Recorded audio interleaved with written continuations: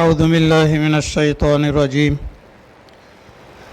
بسم الله الرحمن الرحيم.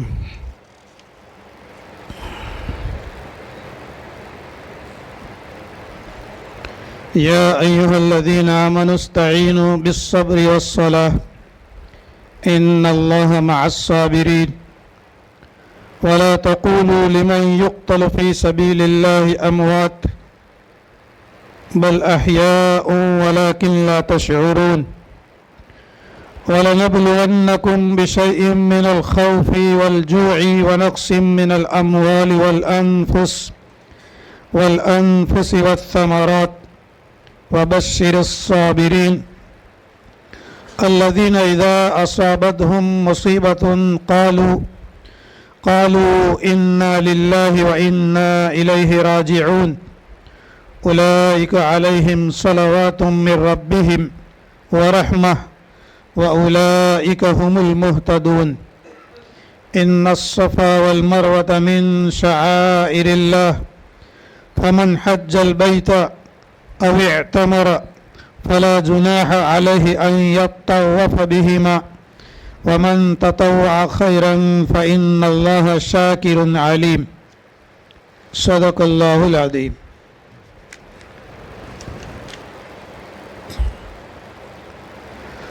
اللہ تبارک و تعالیٰ نے سورہ بقرہ کے اندر میں 40ویں نمبر کی جو آیت تھی تو وہاں سے لے کر یہاں تک اللہ تبارک و تعالیٰ نے بنی اسرائیل کا ذکر فرمایا. 40ویں آیت تھی یا بنی اسرائیل اذکروا نعمتی التی انعمت علیکم واوفوا بعہدی اوفی بعہدکم وایای فارہبون.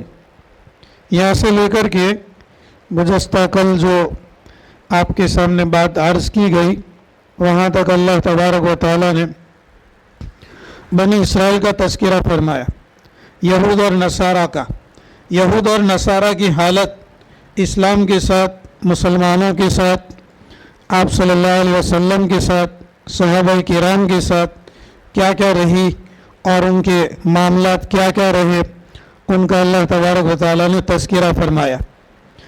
ہمارے اور آپ کے سامنے یہ بات آ چکی ہے کہ یہود نے اور نصارہ نے ہمیشہ نبی کریم صلی اللہ علیہ وسلم کو ستایا، صحابہ کرام کو ان لوگوں نے ستایا.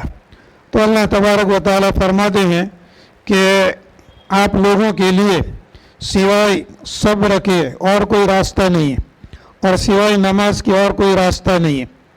اللہ تبارک و تعالیٰ نے رہتی دنیا تک آنے والے انسانوں کے لیے ایک سبق دیا ہے کہ اگر کوئی آدمی تکلیف میں پڑے اور مصیبت کے اندر میں پڑے تو اس کو چاہیے کہ وہ دو چیزوں سے اپنا کام نکالے، ایک صبر کے ذریعہ سے اور ایک صلاۃ یعنی نماز کے ذریعہ سے.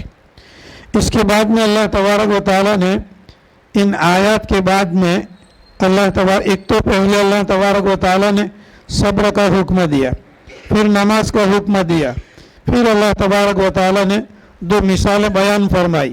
اس کے بعد میں پھر اللہ تبارک و تعالیٰ نے احکام کا سلسلہ جاری فرمایا.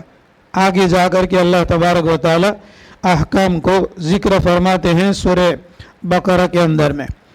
تو بنی اسرائیل کا تذکرہ اور ان کی شرارتیں یہاں تک ذکر فرمائی اور بنی اسماعیل کو یہ کہا گیا کہ تم صبر سے کام لو اور نماز سے کام لو اور اللہ تبارک و تعالیٰ کے احکام کی بجا آوری کی طرف تم توجہ دو اور دھیان دو.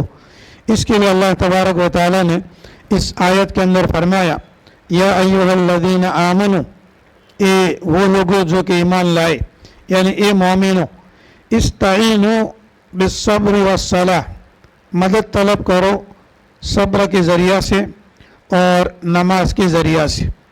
ان اللہ مع الصابرین، بے شک اللہ تبارک و تعالیٰ صبر کرنے والوں کے ساتھ ہے.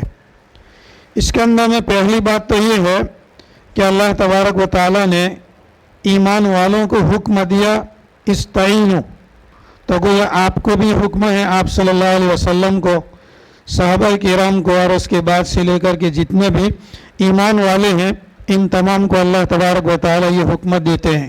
آج بھی اللہ تعالیٰ ہمیں اور آپ کو یہ حکم دیتے ہیں کہ یا ایھا الذین آمنوا، ایمان والو، استعینوا، اللہ کی مدد طلب کرو، مدد مانگو اللہ تبارک و تعالیٰ سے. اس پر علماء کرام نے لکھا ہے کہ اللہ تعالیٰ نے یہ نہیں فرمایا کہ اگر کوئی دشمن تم کو ستاوے تو اللہ کی مدد مانگو، کوئی تکلیف دے تو تم اللہ کی مدد مانگو.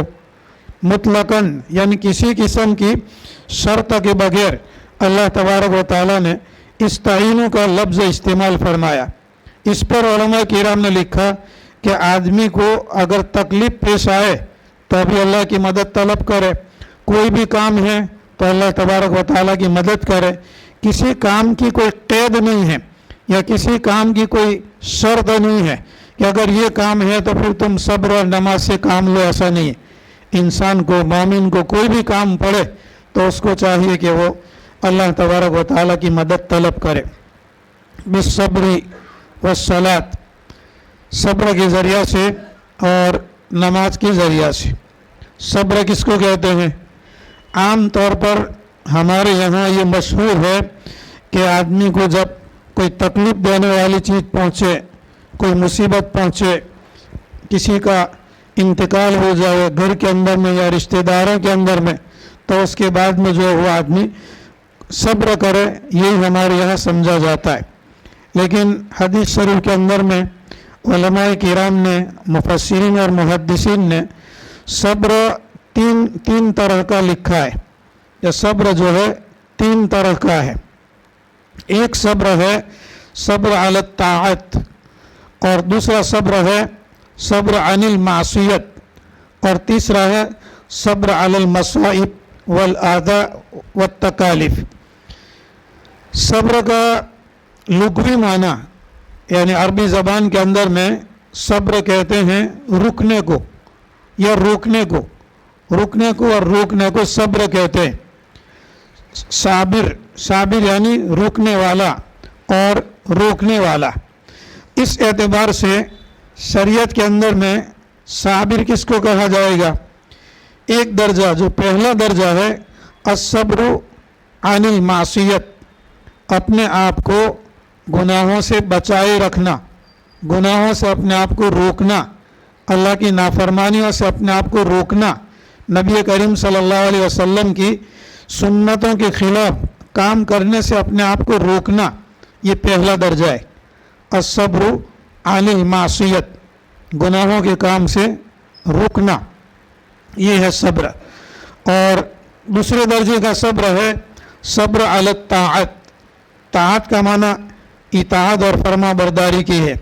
اللہ اور اس کے رسول کی فرما برداری کرنا، اس کی اطاعت کرنا، اللہ کے احکام کو ماننا، نبی کریم صلی اللہ علیہ وسلم کی سنت طریقوں کے اوپر میں عمل کرنا، کرانا اور اس کی دعوت دینا، لوگوں کو بھی بتلانا، سمجھانا، یہ دوسرے درجہ کا صبر ہے صبر علی الطاعت. تو پہلا ہو گیا صبر عن المعصیت، گناہوں سے اپنے آپ کو بچانا، اور دوسرا ہو گیا صبر علی الطاعت، نیکی اور اعمال صالحہ کے اوپر میں اپنے آپ کو جمانا، اور تیسرا درجہ جو صبر کا ہے وہ تکلیفوں اور مصیبتوں کے اوپر میں اپنے آپ کو جمانا. یہ ہے صبر عن المصائب، صبر علی التکالیف، تکلیفوں کے اوپر میں اپنے آپ کو روکنا. نبی کریم صلی اللہ علیہ وسلم نے فرمایا کہ الصبر عند الصدمۃ الاولی، حدیث شریف کے اندر میں فرمایا آپ صلی اللہ علیہ وسلم نے کہ یہ ایک تو یہ کہ ہم وہ پہلے 2 قسم کا جو صبر ہے اس کو سمجھتے ہی نہیں ہیں، تو اس کو بھی صبر کہا جاتا ہے. تیسری قسم کا جو صبر ہے جو ہمارے لوگوں کے درمیان میں اور عرف میں، ماحول کے اندر میں جو ہم کہتے بھی ہیں کہ صبر کرو، صبر سے کام لو، صبر کرو، تو یہ صبر جو ہے نبی کریم صلی اللہ علیہ وسلم نے فرمایا کہ تیسرے درجے کا جو صبر ہے الصبر عند الصدمۃ الاولی، پہلی مرتبہ چوٹ پہنچے، پہلی مرتبہ تکلیف پہنچے، پہلی مرتبہ مصیبت پہنچے، تو اس وقت کے اندر میں آدمی اپنے آپ کو روکے رکھے، جزا فضا کرنے سے روکے. सब्र करने का मतलब ये नहीं है कि आदमी का कोई रिश्तेदार का इंतकाल हो गया, घर के अंदर में किसी का इंतकाल हो गया तो आदमी रोवे नहीं। रोना ये तो एक मोहब्बत की बात है और ये एक फितरी चीज़ है। हज़रत इब्राहिम आप सल्लल्लाहु अलैहि वसल्लम के साहबजादे अलैहिस्सलाम, इनकी जब वफ़ात हुई और इंतकाल हुआ तो नबी करीम सल्लल्लाहु अलैहि वसल्लम रो रहे थे और आप सल्लल्लाहु अलैहि वसल्लम ने बाकायदा फरमाया कि व इन्ना बिफ़िराक़िका लमहज़ूनून या इब्राहिम, इब्राहिम हम तेरी जुदाई की वजह से और तेरे गम की वजह से, तेरे चले जाने की वजह से हम गमगीन हैं। और आप सल्लल्लाहु अलैहि वसल्लम रो रहे थे। तो किसी ने पूछा कि या रसूल अल्लाह आप रोते हैं? तो नबी करीम सल्लल्लाहु अलैहि वसल्लम ने फरमाया कि एक रहमत है जो अल्लाह तबारक व तआला ने मोमिन बंदे के दिल के अंदर में रखी हुई है, जिसकी वजह से ये रोना आता है। तो रोना मना नहीं है, लेकिन अल्लाह तबारक व तआला की हिकमत के ख़िलाफ़, अल्लाह ताला की मर्ज़ी के ख़िलाफ़, अल्लाह ताला की रज़ामंदी के ख़िलाफ़ अपनी ज़बान से ऐसे अल्फाज बोलना कि जो शरीयत के अंदर में ख़िलाफ़ है, शरीयत के अंदर में मबगूज़ है, मतलब नहीं है, उससे अल्लाह तबारक व तआला ने मना फरमाया। नाऊज़ु बिल्लाह, खुदा न खास्ता किसी का इंतकाल हो गया या किसी बच्चे का इंतकाल हो गया और अल्लाह से शिकायत करता है, नाऊज़ु बिल्लाह, यूँ कहे कि या अल्लाह तुझे कोई मिला ही नहीं, मेरा ही बच्चा मिला और कोई नहीं मिला। ये वाहियत कलिमात है, कुफरी और शिरकिया कलिमात है। ऐसे वाविला और जज़ा फज़ा करने से नबी करीम सल्लल्लाहु अलैहि वसल्लम ने मना फरमाया। तो आदमी सब्र के वक्त के अंदर, मुसीबत के वक्त के अंदर में अपने आप को रोके और अपने आप को जमाए रखे, तो इससे भी अल्लाह तबारक व तआला की मदद आती है सब्र के साथ। और दूसरी चीज़ जो ज़िक्र फरमाई अल्लाह तबारक व तआला ने, वो नमाज का ज़िक्र फरमाया। इबादतें हैं, इबादतों के अंदर में ये तो ईमान के बाद की सब इबादतें हैं। या अय्युहल्लज़ीना आमनू के अंदर में ईमान का जिक्र किया, तो ये ईमान वालों के लिए हुक्म है, आम लोगों के लिए हुक्म नहीं दिया अल्लाह ताला ने। आम लोगों के लिए है कि वो ईमान लिया और फिर उसके बाद में ये हुक्म उनके लिए भी हो जाएगा। तो ईमान वालों को हुक्म दिया। ईमान के बाद इबादत के अंदर में जो नमाज है, रोज़ा है, ज़कात है, हज है, इन चार के अंदर में से अल्लाह तबारक व तआला ने नमाज का जिक्र फरमाया, अस्सलात, नमाज का जिक्र फरमाया। तो नमाज के अंदर में अल्लाह तबारक व तआला ने जो तरतीब या जिस हैयत के साथ नमाज पढ़ने के लिए हुक्म दिया हुआ है, उस नमाज की हालत के अंदर में भी अपने आप को नमाज पढ़ने वाला बहुत सी चीज़ों से रोकता है। बहुत सी चीज़ें जो उसके लिए जायज़ है, खाना पीना इस्तेमाल करना जिसके लिए जो जायज़ और हलाल है, लेकिन इस नमाज के वक्त के अंदर में जब नमाज शुरू हो जाती है तो नमाज पढ़ने वाला अपने आप को बहुत सी चीज़ों से रोकता है। इसीलिए नमाज के शुरू के अंदर जो पहली तकबीर हम पढ़ते हैं, अल्लाहु अकबर, या इमाम साहब पढ़ते हैं और उनके पीछे हम तकबीर पढ़ते हैं, उस तकबीर का नाम है तकबीर तहरीमा। तकबीर तहरीमा, हर्रमा युहर्रिमु, तहरीम और तहरीमा का माना है हराम करना। ये गोया कि ये तकबीर बहुत सी चीज़ों को हराम कर देती है। हमारे लिए बात करना जायज़ था, जब तकबीर पढ़ी अल्लाह अकबर कहा तब बात करना नाजायज़ हो गया। खाना पीना हमारे लिए जायज़ था, ये तकबीर पढ़ी अब नाजायज़ हो गया। शहवत को पूरा करना हमारे लिए जायज़ था, लेकिन तकबीर पढ़ी अब हराम हो गया। यहाँ तक कि बात करना हमारे लिए जायज़ था, ये भी हराम हो गया। चलना हमारे लिए जायज़ था, ये भी हराम हो गया। इधर उधर देखना हमारे लिए जायज़ था, हलाल था, तकबीर की वजह से हराम हो गया। इसीलिए इस तकबीर को कहते हैं तकबीर तहरीमा। नबी करीम सल्लल्लाहु अलैहि वसल्लम ने फरमाया कि तहरीमुहा अत-तकबीर व तहलीलुहा अत-तस्लीम, औ कमा क़ाल अलैहि सलातु वस्सलाम, कि नमाज के अंदर में हराम करने वाली जो चीज़ है वो तकबीर तहरीमा है। सारी चीज़ें तकबीर तहरीमा की वजह से हराम हो जाती है और यही सारी चीज़ें सलाम फेरने की वजह से हलाल हो जाती है। तकबीर हुआ अत-तहरीम व तहलील हुआ अत-तस्लीम, حلال کرنے والی جو چیزیں ہیں یہ سلام کو پھیرنا ہے۔ تو اب یوں سمجھو کہ آدمی جب نماز پڑھتا ہے تو اپنے آپ کو بہت سی چیزوں سے روکتا ہے، اس لیے اللہ تبارک و تعالیٰ نے صبر کے ساتھ ساتھ نماز کا بھی ذکر فرمایا۔ اور نماز تمام عبادتوں کے اندر میں سب سے زیادہ اہم عبادت ہے، اس کے بعد میں زکوٰۃ کا نمبر ہے۔ اکثر جگہوں کے اندر میں اللہ تبارک و تعالیٰ نے نماز کے ذکر کے ساتھ زکوٰۃ کا بھی ذکر فرمایا ہے۔ اور آپ صلی اللہ علیہ وسلم نے فرمایا کہ اگر کسی آدمی کی زندگی کے اندر میں نماز کما حق کہو اگر آ گئی، جیسا کہ اللہ اور اس کے رسول چاہتے ہیں، تو اس کی زندگی بسر کرنا یہ بھی اس کے لیے آسان ہو جائے گا۔ ہمارے اکابرین اور بڑے فرماتے ہیں کہ ہم اپنی زندگی کو صفت صلاۃ کے اوپر میں لے آئیں۔ صفت صلاۃ کے اوپر میں لے آنے کا یہی مطلب ہے کہ جس طریقے سے بدن کے اعضاء اللہ اور اللہ کے رسول کی حکم کے مطابق ہم نماز کے اندر میں استعمال کرتے ہیں، اس طریقے سے ہمارے اعضاء کو ہماری زندگی کے اندر میں اور بدن سے نکلنے والے جتنے بھی اعمال ہیں ان تمام کو اللہ اور اس کے رسول کی حکم کے مطابق بنا دے۔ تو اللہ تبارک و تعالیٰ نے ایمان والوں کے لیے دو چیزیں عطا فرمائی کہ تکلیفوں کے اندر میں، مصیبتوں کے اندر میں صبر سے اور نماز سے کام لے۔ اس کے بعد میں اللہ تعالیٰ فرماتے ہیں کہ ان اللہ مع الصابرین، بے شک اللہ تبارک و تعالیٰ صبر کرنے والوں کے ساتھ ہے۔ اس پر علماء کرام نے لکھا ہے کہ یہ صبر جو ہے، یہ صبر ایک ایسی چیز ہے کہ اس سے اللہ تبارک و تعالیٰ کی معیت نصیب ہوتی ہے۔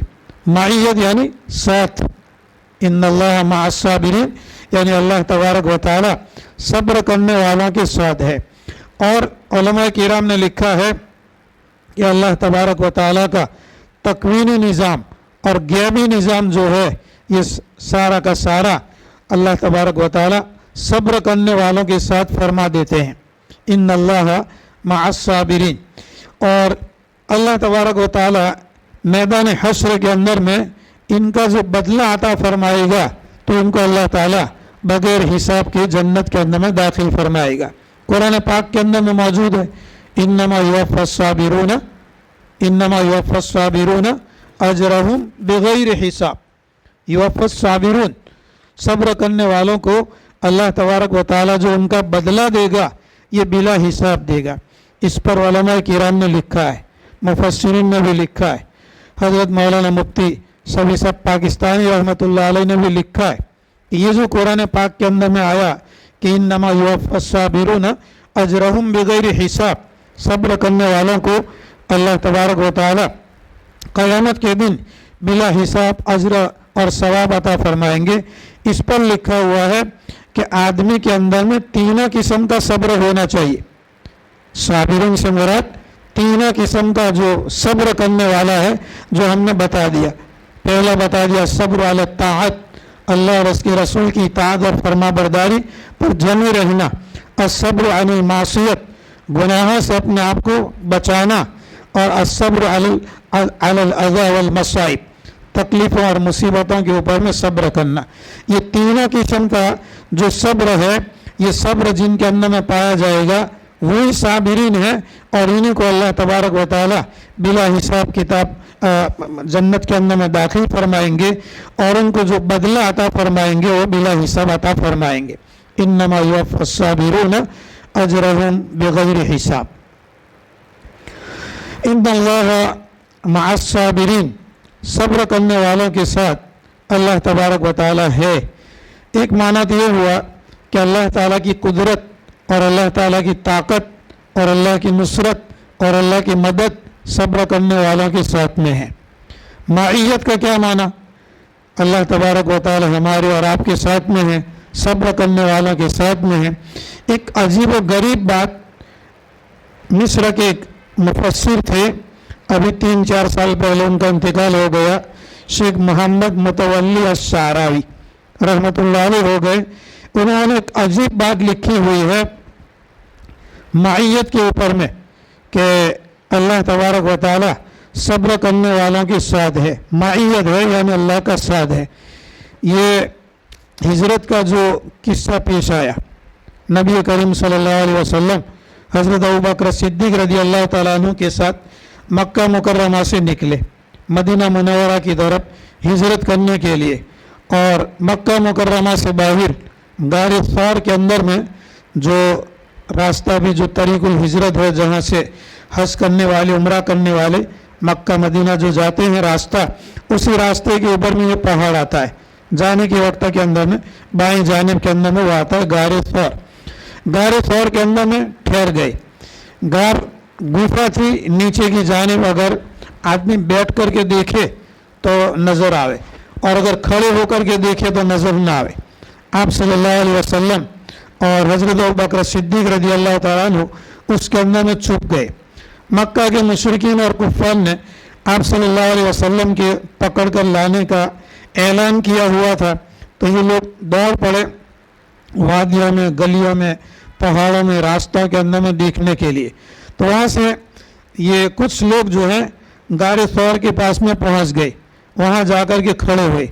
नीचे से हज़रत अबू बकर सिद्दीक़ रज़ी अल्लाह ताला अन्हु ने देखा कि ये मुशरिकीन और कुफ़ार यहाँ तक आ गए, उनके पाँव भी नज़र आते थे। हज़रत अबू बकर सिद्दीक़ रज़ी अल्लाह ताला अन्हु को अपनी ज़ात के ऊपर में डर और ख़तरा नहीं था, खतरा और डर था अल्लाह के रसूल सल्लल्लाहु अलैहि वसल्लम पर। इसलिए उन्होंने डर महसूस किया कि ये काफिर और मुशरिकीन अगर बैठेंगे तो हम नज़र आ जाएंगे, अल्लाह के रसूल सल्लल्लाहु अलैहि वसल्लम पर नज़र पड़ जाएगी और नाउज़ुबिल्लाह इनको तकलीफ़ पहुँचाएंगे। तो अल्लाह तबारक व तआला ने वहीं पर आयत नाजिल फरमाई इस हालत के अंदर में, सानिय इस्नैनि इज़ हुमा फ़िल गार इज़ यक़ूलु लिसाहिबिही ला तहज़न इन्नल्लाहा मअना। सानिय इस्नैनि, दो में से एक या दो में से दूसरा, सानिय इस्नैनि इज़ हुमा फ़िल गार, जबकि वो दोनों गार के अंदर में थे, गुफा के अंदर में थे। इज़ यक़ूलु लिसाहिबिही, जबकि वो एक अपने साथी और दोस्त से कह रहा था। यानी मुराद ये है कि अल्लाह के रसूल सल्लल्लाहु अलैहि वसल्लम हज़रत अबू बकर सिद्दीक़ रज़ी अल्लाह ताला अन्हु को कह रहे थे, ला तहज़न इन्नल्लाह मअना, गम मत करो अल्लाह हमारे साथ में है। ला तहज़न इन्नल्लाह मअना, तो एक तो हुज़्न और एक है खौफ। ज़माने माजी के अंदर में यानी भूतकाल के अंदर में अगर कोई काम हो गया और उसका डर लगा रहता है तो उसको अरबी ज़बान के अंदर में हुज़्न कहते हैं। इसलिए आप सल्लल्लाहु अलैहि वसल्लम ने यहाँ पर ये नहीं फरमाया कि ला तख़फ, डरो मत, ला तहज़न फरमाया, इसलिए कि खौफ ऐसे डर को कहते हैं कि जो आइंदा ज़माने के अंदर में पेश आता है, और हुज़्न उसको कहते हैं कि माजी गुज़रे ज़माने के अंदर में कोई चीज़ हो गई उसके अंदर में अगर डर लगता है तो उसको हुज़्न कहा जाता है। कहने का मंशा और मकसद ये हुआ आप सल्लल्लाहु अलैहि वसल्लम की तरफ से कि हमने जो हिजरत के लिए निकले और इस गार के अंदर में हम जो छुपे हुए हैं तो इसमें कोई डरने की बात नहीं है, घबराने की बात नहीं है। अल्लाह तबारक व तआला हमारे साथ है, माइयत हमारे साथ में है। तो शेख मोहम्मद मुतवल्ली अश-शारावी रहमतुल्लाह अलैह ने अजीब व गरीब इसकी तफसील लिखी कि नबी करीम सल्लल्लाहु अलैहि वसल्लम पर अल्लाह तबारक व तआला ने कुरान पाक नाजिल फरमाया, ला तहज़न इन्नल्लाह मअना, गम मत करो, डरो मत, अल्लाह तबारक व तआला हमारे साथ में है। इस पर लिखा हुआ है कि इस वक्त के अंदर जो हम गार के अंदर में छुपे हुए हैं, मक्का के मुशरिकीन और कुफ़ार गार के मुंह और दहाने के ऊपर में खड़े हैं। अगर वो झुक करके नीचे बैठ करके अगर हमको देखना चाहेंगे तो हम नज़र नहीं आएंगे, अगर वो देखना चाहेंगे तो हम नज़र नहीं आएंगे। हम इनको देख सकते हैं लेकिन वो हमको देख सकते नहीं हैं। ये है अल्लाह तबारक व तआला की माइयत का माना और अल्लाह ताला के साथ होने का माना। अल्लाह तबारक व तआला की सिफत है कि ला तुदरिकुल अबसार व हुवा युदरिकुल अबसार, निगाहें अल्लाह तबारक व तआला को देख नहीं सकती। सारी दुनिया के इंसान कोशिश करे कि अल्लाह तबारक व तआला की ज़ात दुनिया के अंदर में नज़र आवे तो अल्लाह ताला की ज़ात नज़र नहीं आ सकती, ये हमारे बस की बात नहीं है। और दुनिया जो है ये ऐसी जगह भी नहीं है कि जहाँ पर अल्लाह तबारक व तआला नज़र आवे। हज़रत मूसा अलैहिस्सलातु वस्सलाम ने जब मुतालबा किया था तो अल्लाह तबारक व तआला ने मना फरमाया, حضرت موسیٰ کے مطالبے پر اللہ تعالیٰ نے فرمایا کہ فانظر الی الجبل فإن استقر مکانہ فسوف ترانی، تجلیات ربانی کو میں اس پہاڑ کے اوپر میں ظاہر کرتا ہوں، اس کے بعد میں اگر پہاڑ اپنی جگہ کے اوپر میں باقی رہے تو یہ سمجھو کہ تم دیکھ سکتے ہو، اگر باقی نہ رہے تو تم نہیں دیکھ سکتے۔ فلما تجلی ربہ للجبل جعلہ دکا، تو پہاڑ کے اوپر میں اللہ تعالیٰ نے اپنی تجلیات کا اظہار فرمایا تو پہاڑ چورے چورا ہو گیا۔ وخر موسیٰ صعیقا، اور حضرت موسیٰ علیہ السلام بے ہوش ہو کر کے گر گئے۔ تو یہ دنیا جو ہے اللہ تبارک و تعالیٰ کی زیارت کرنے کی جگہ ہی نہیں ہے، دیدار کی یہ جگہ نہیں ہے۔ آخرت کے اندر میں اللہ تعالیٰ کا دیدار ہوگا اور زیارت ہوگی، جیسا کہ حدیث شریف کے اندر میں آتا ہے کہ اللہ تبارک و تعالیٰ کی زیارت اور دیدار ایسے ہوگی جیسے 14ویں رات کے چاند بدر کا 13ویں 14ویں اور 15ویں رات کا جو چاند ہے جو مکمل ہوتا ہے اور پوری دنیا والے دیکھتے ہیں، کوئی بھیڑ بھاڑ وغیرہ نہیں ہوتی، اس طریقے سے اللہ تبارک و تعالیٰ کی زیارت اور اللہ تعالیٰ کا دیدار میدان حشر کے اندر میں ہوگا۔ یہاں فرمایا کہ اگر یہ مکہ کے مشرکین اور کفار اگر نیچے کی جانب اگر چہرہ جھکا کر کے دیکھیں گے تو ہم تو ان کو دیکھ سکتے ہیں لیکن وہ ہم کو دیکھ سکتے نہیں ہیں۔ یہ ہے اللہ تبارک و تعالیٰ کی معیت کا معنی، اور یہ ہے فضیلت صبر کی اور نماز کی۔ اس کے بعد میں اللہ تبارک و تعالیٰ نے یہ صبر کرنے والوں کی دو مثالیں بیان فرمائی، ایک تو اعلیٰ درجے کا صبر ہے اور دوسرا ادنا اور درمیانے درجے کا صبر ہے۔ اعلیٰ درجے کا جو صبر اختیار کرنے والے ہیں یہ اللہ کے راستے کے اندر میں اپنی جان کو قربان کرنے والے ہیں، اپنے مال کو اور اپنی جان کو قربان کرنے والے یہ اعلیٰ درجہ کے شہید کہلاتے ہیں۔ تو اللہ تبارک و تعالیٰ نے ان کا ذکر فرمایا، شہیدوں کا ذکر فرمایا اور ان لوگوں کا ذکر فرمایا کہ جو تکلیفوں اور مصیبتوں کے اوپر میں صبر کرتے ہیں، ان کا ذکر اللہ تبارک و تعالیٰ نے فرمایا۔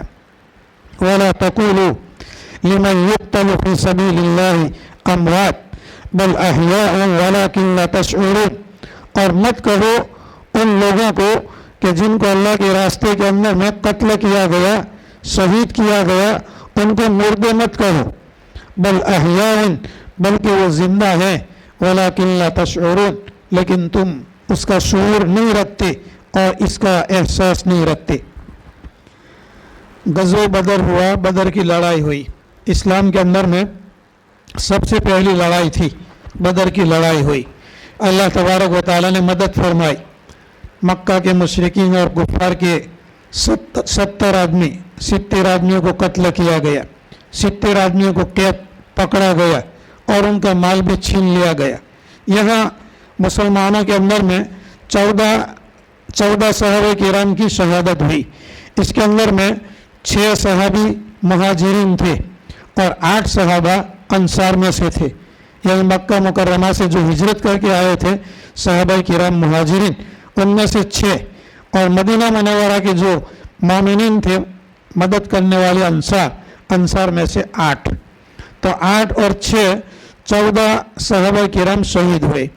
اس کے بعد بدر کی لڑائی جب ختم ہو گئی تو یہ منافقین اور یہودی اور بنی اسرائیل اور مشرکین مدینہ یہ سب کہنے لگے کہ خواہ مخواہ ان لوگوں نے اپنے آپ کو مار ڈالا، نعوذ باللہ، کہاں ضرورت تھی محمد کو مدد کرنے کی؟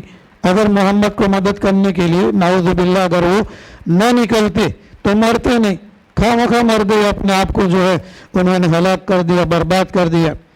تو اللہ تبارک و تعالیٰ نے یہ آیت نازل فرمائی۔ یہ ہے شان نزول کہ آیت کے اترنے سے پہلے کوئی قصہ پیش آتا ہے، کوئی بات پیش آتی ہے، اس کے بعد میں اللہ تبارک و تعالیٰ جو ہے قرآن پاک کو نازل فرماتا ہے۔ تو منافقین نے اور یہود اور نصارہ نے اور مشرکین نے جب بدر کے جو شہداء تھے یہ ان کو جب کہا تو اللہ تعالیٰ نے فرمایا کہ وَلَا تَقُولُوا لِمَنْ يُقْتَلُ فِي سَبِيلِ اللَّهِ أَمْوَاتٌ، اللہ کے راستے کے اندر میں جو شہید کر دیے جاتے ہیں ان کو مردہ مت کہو، بل احیاء، بلکہ وہ زندہ ہے، وَلَكِنْ لَا تَشْعُرُونَ، لیکن تم کو اس کا احساس نہیں ہے۔ اس پر علماء کرام نے لکھا ہوا ہے کہ اللہ کے راستے کے اندر میں مر جانے والے کو شہید کہا جاتا ہے، اور شہادت کا جو درجہ نصیب ہوتا ہے وہ صرف اعلاء کلمت اللہ کی خاطر آدمی مرے، اعلاء کلمت اللہ کی خاطر، دین کا بول بالا کرنے کے لیے اگر آدمی اپنی جان کی قربانی دے دے اس کو شہید کہا جاتا ہے۔ دنیا کے اندر میں بہت سے مسلم ممالک کے ساتھ میں لڑائی جھگڑے لڑائیاں وغیرہ سب کچھ ہوتی ہے۔ اب آپ سوچیں کہ کہیں پر زمین کا مسئلہ ہے، کہیں پر پیٹرول اور ڈیزل اور گیس کا مسئلہ ہے، اور کہیں پر نہ معلوم کیا کیا فیکٹریوں کا مسئلہ ہے۔ یہ اعلاء کلمت اللہ کی خاطر لڑائیاں نہیں ہیں۔ جہاد جو ہوتا ہے یہ تعمیر کے لیے ہے، تعمیر کے لیے، اور یہ جو فساد ہوتا ہے وہ تخریب کے لیے ہوتا ہے، یعنی جہاد بنانے کے لیے ہے، اور یہ جو فساد ہے وہ بگاڑنے کے لیے ہے۔ مجاہدین کو جو مفسدین کہا جاتا ہے یہ غلط کہا جاتا ہے۔ مجاہدین کے اندر میں جہاد کے اندر میں بہت سی شرطیں ہیں، اور ان شرطوں کے مطابق اگر وہ لڑائی ہے تو اس کو جہاد کہا جاتا ہے۔ اور یہ کسی ریلوے اسٹیشن کے اوپر میں کسی مسلمان نے بم پھوڑ دیا، یا کسی غیر مسلم علاقے کے اندر میں کسی مسلمان نے بم پھوڑ دیا، یہ کوئی جہاد کی بات نہیں ہے۔ جہاد کے اندر میں بہت سی شرطیں ہیں، جو لڑنے کے لیے آئے اسی سے لڑنا ہے۔ اگر اپنے کنیساؤں کے اندر میں، اپنے گرجا گاہوں کے اندر میں، اپنے مندروں کے اندر میں عبادت اور پوجا کرنے کے لیے جس نے اپنے آپ کو روکے رکھا ہوا ہے، اور مسلمانوں کے مقابلے کے اندر میں اگر وہ کھڑا نہیں ہے تو اس کے ساتھ میں جہاد نہیں ہے، اس کے ساتھ میں لڑنا نہیں ہے۔ اسی طریقے سے کمزوروں، بیواؤں، یتیموں اور عورتوں کو بھی مارنے کا جہاد کے اندر میں یہ حکم نہیں ہے، بہت سی شرطیں ہیں۔ تو جہاد الگ چیز ہے، اور یہ فساد جو ہے یہ الگ چیز ہے۔ تو یہ جو اللہ کے راستے کے اندر میں ایمان کی خاطر، ایمان کا بول بالا کرنے کی خاطر جو آدمی مارا جاتا ہے اس کو شہید کہا جاتا ہے۔ پھر شہید کا ترجمہ ہے گواہی دینے والا۔ شہید کا معنی جو ہے وہ گواہی دینے والے کے ہیں، اور میدان حشر کے اندر میں ان کا درجہ انبیاء علیہ السلام کے ساتھ میں رکھا گیا ہے، جہاں اللہ تبارک و تعالیٰ نے سورہ فاتحہ کے اندر میں ہم کو حکم دیا کہ تم اللہ تبارک و تعالیٰ سے وہ راستہ مانگو جن پر اللہ تعالیٰ نے انعام نازل فرمایا، صراط الذین انعمت علیہم، ان لوگوں کا راستہ کہ جن پر تو نے انعام نازل فرمایا۔ اس کی بات اللہ تعالیٰ نے قرآن پاک کے اندر میں دوسری جگہ کے اندر میں فرمائی کہ اولئک الذین انعم اللہ علیہم، وہ لوگ کہ جن پر اللہ تبارک و تعالیٰ نے انعام نازل فرمایا۔ کون ہے؟ اولئک الذین انعم اللہ علیہم من النبیین والصدیقین والشہداء والصالحین، یہ چار قسم کے یہ لوگ ہیں۔ تو صبر کا اعلیٰ درجہ جو حاصل کرنے والا ہے یہ اللہ کے راستے کے اندر میں شہید ہونے والا ہے، یہ اللہ کے راستے کے اندر میں جو درجہ حاصل کرتا ہے۔ تو ایک مثال تو اللہ تبارک و تعالیٰ نے یہ دی، اور دوسرا صبر کا بدلہ جو ہے یہ عام اور درمیانی درجہ اور ادنا درجہ جو ہے وہ یہ ہے کہ اللہ تبارک و تعالیٰ فرماتے ہیں ایمان والوں کو وَلَنَبْلُوَنَّكُمْ بِشَيْءٍ، اور البتہ ضرور بے ضرور ہم تم کو آزمائیں گے، تھوڑا سا آزمائیں گے، من الخوف، کچھ ڈرا کر کے، والجوع، اور تھوڑی سی بھوک کے ذریعہ سے، ونقص من الاموال، اور مالوں کے اندر میں کچھ کمی کر کے، والانفس، جانوں کے اندر میں کچھ کمی کر کے، والثمرات، اور پھلوں کے اندر میں کچھ کمی کر کے ہم تم کو آزمائیں گے۔ اللہ تعالیٰ فرماتے ہیں کہ وبشر الصابرین، ایسے لوگ کہ اللہ تبارک و تعالیٰ کی طرف سے آزمائش ہو اور اس کے اندر میں وہ پار اتر جائے تو اللہ تبارک و تعالیٰ ایسے لوگوں کو بشارت اور خوشخبری سناتے ہیں۔ تو وبشر الصابرین، اللہ تبارک و تعالیٰ صبر کرنے والوں کو بشارت سناتے ہیں۔ انسان پر یا مومن بندے پر جو حالات آتے ہیں، تکلیفیں آتی ہیں، مصیبتیں آتی ہیں، یا جان میں کمی، کسی کا انتقال ہو گیا، یا پکی پکائی کھیتی تیاری تھی اور بارش ہوئی نہ معلوم کیا ہوا، برباد ہو گئی، یہ جو ساری چیزیں ہیں، علماء کرام نے لکھا ہے کہ حالات اگر آتے ہیں دینداری کے ساتھ میں اگر حالات آتے ہیں تو یہ اللہ تبارک و تعالیٰ کی طرف سے ابتلا ہے، آزمائش ہے۔ صحابہ کرام کا بھی ابتلا اور آزمائش ان کا بھی ہوا، اور ان کی بھی آزمائش لی گئی۔ ہنالک ابتلی المؤمنون وزلزلوا زلزالا شدیدا، غزوہ حنین کے اندر میں لکھا ہے کہ اللہ تبارک و تعالیٰ نے ایمان والوں کو آزمایا، اس کو ابتلا کہتے ہیں۔ اور اگر بے دینی کے ساتھ، بد دینی کے ساتھ اور گناہوں کے ساتھ، اللہ کی نافرمانیوں کے ساتھ اگر حالات آتے ہیں تو یہ آزمائش نہیں ہے، یہ آزمائش نہیں ہے، بلکہ یہ چھوٹا عذاب ہے، چھوٹا عذاب ہے دنیاوی، اور بڑا عذاب جو ہے وہ اخروی کھڑا رہے گا۔ وَلَنُذِقَنَّهُمْ مِنَ الْعَذَابِ الْأَدْنَى دُونَ الْعَذَابِ الْأَكْبَرِ لَعَلَّهُمْ يَرْجِعُونَ، ہم ان کو چھوٹا سا عذاب چکھاتے ہیں، بڑا عذاب آخرت کے اندر میں چکھانے سے پہلے، لعلہم یرجعون، تاکہ وہ اپنے دین کی طرف، اپنے ایمان کی طرف، اپنے اعمال کی طرف واپس آ جائے، قرآن کی طرف، سنتوں کی طرف، آپ صلی اللہ علیہ وسلم کے نورانی طریقوں کی طرف واپس آ جائے۔ تو یہ صبر کرنے والے ہیں، اور صبر کرنے والوں کی صفات اللہ تبارک و تعالیٰ نے اور بھی آگے بیان فرمائی ہے۔ مختصر ترجمہ کر دوں کہ الصابرین، صابرین کون ہے؟ الذین اذا اصابتہم مصیبت، صبر کرنے والے تو وہ ہیں کہ جب ان کو کوئی مصیبت پہنچتی ہے، قالو، تو کہتے ہیں انا للہ و انا الیہ راجعون، ہم تو اللہ ہی کے لیے ہیں اور بے شک ہم اسی کی طرف واپس لوٹنے والے ہیں۔ یہ ہیں صبر کرنے والے۔ تو اللہ تعالیٰ فرماتے ہیں اولئک علیہم صلوات من ربہم ورحمۃ، یہ صبر کرنے والے لوگ ایسے ہیں کہ ان کے اوپر ان کے پروردگار کی طرف سے مخصوص رحمتیں نازل ہوگی۔ صلوات، یہ صلات ان کی جمع ہے، بہوچن ہے، اس کا معنی ہے مخصوص رحمتیں۔ اس کو فارسی کے اندر میں، اچھا عربی کے اندر میں اس صلات کو جو ہم صلات کے صلات علی النبی، نبی کریم صلی اللہ علیہ وسلم پر صلات پڑھنا، تو یہ فارسی کے اندر میں اس کو درود کہتے ہیں۔ ہم کہتے ہیں کہ درود شریف پڑھو، درود پڑھو، یہ درود فارسی لفظ ہے، فارسی لفظ ہے۔ اردو کے اندر میں اس کا ترجمہ ہے پیار کا۔ عربی کے اندر میں صلات، فارسی کے اندر میں درود، اور اردو کے اندر میں اس کو پیار کہتے ہیں۔ مولانا فضل الرحمن گنج مراد آبادی رحمۃ اللہ علیہ نے ان کی جو ایک کتاب ہے، اس کتاب کے اندر میں بہت سی عجیب و غریب باتیں لکھی ہوئی ہے۔ اس کے اندر میں ایک بات یہ بھی لکھی ہوئی ہے کہ درود کا معنی ہے پیار، یعنی اللہ تبارک و تعالی نبی کریم صلی اللہ علیہ وسلم پر درود بھیجتے ہیں، یعنی اپنا پیار اور اپنی محبت نازل فرماتے ہیں۔